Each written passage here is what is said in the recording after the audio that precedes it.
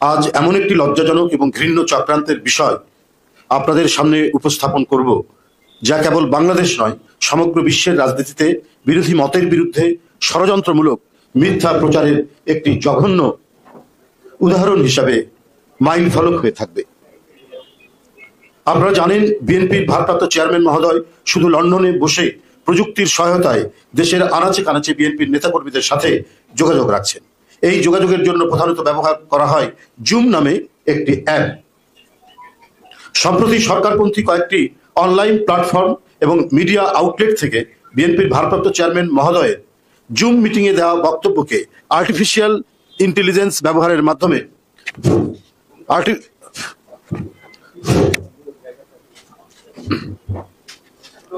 ভারপ্রাপ্ত চেয়ারম্যান মহোদয়ের জুম মিটিংয়ে দেওয়া বক্তব্যকে আর্টিফিশিয়াল ইন্টেলিজেন্স ব্যবহারের মাধ্যমে বিকৃত ডিপ ফেক ভিডিও তৈরি করে দেশে বিদেশে থাকা বিএনপির শুভানুধ্যায়ীদের কাছে চাঁদাবাজি করা হচ্ছে।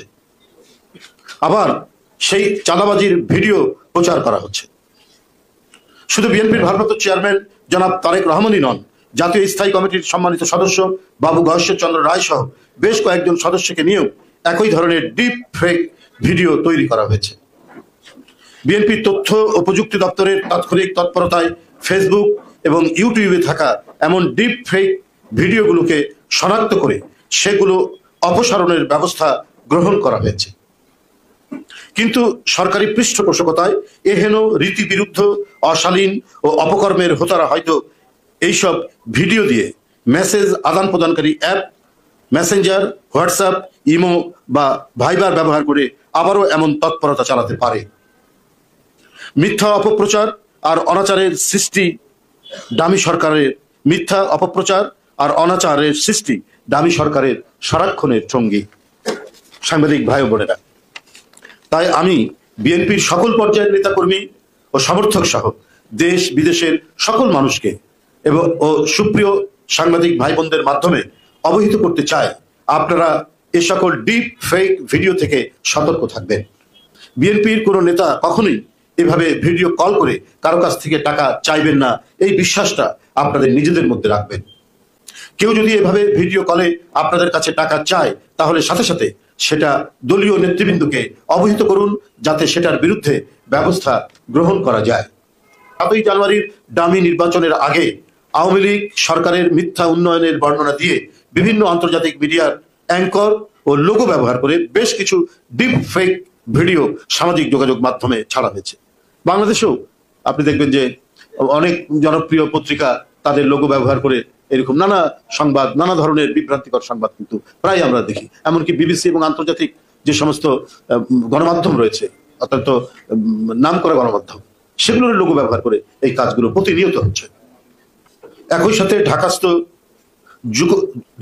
যুক্তরাষ্ট্রের দূতাবাস এবং বিএনপির ভারপ্রাপ্ত চেয়ারম্যান মহোদয়ের অফিসিয়াল বক্তব্য প্রদানের ভিডিওকে কৃত্রিম বুদ্ধিমত্তা বা আর্টিফিশিয়াল ইন্টেলিজেন্স ব্যবহার করে বিকৃত ডিপ ফেক ভিডিও তৈরি করা হয়েছিল। বিষয়টির গুরুত্ব অনুধাবন করে ফিনান্সিয়াল টাইমসের প্রতিবেদক বেঞ্জামিন পার্কিন 2023 সালের 24শে ডিসেম্বর একটি অনুসন্ধানী প্রতিবেদন প্রকাশ করেছিলেন। দেখাচ্ছ?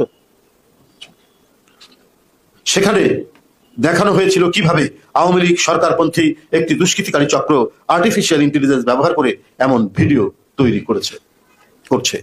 বিএনপির তথ্য প্রযুক্তি দপ্তরের অনুসন্ধানে প্রমাণ পাওয়া গেছে যে আওয়ামী লীগের হয়ে বিরোধী দলকে হেয় করার জন্য এহেন অপতৎপরতার নেতৃত্ব দিচ্ছে নাহিদ রেইন নামে একজন প্রতারক ও জেলখাটা দাগী অপরাধী।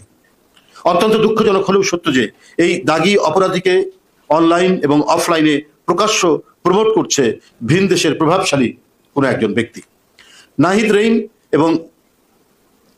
নাহিদ রেইনের টুইটার হ্যান্ডেলের কর্মকাণ্ড পর্যবেক্ষণ করলেই এই দুঃখজনক অপকর্মের সত্যতা পাওয়া যায়। ডিপ ফেক ভিডিও তৈরি করে বিএনপি নেতৃবৃন্দের নামে চাঁদাবাজির অপরাধে অবিলম্বে নাহিদ রেইন নামক প্রতারক দুষ্কৃতিকারীকে গ্রেপ্তারের জন্য আমরা আহ্বান জানাচ্ছি। ধন্যবাদ আপনাদের সবাই। খোদা হাফেজ।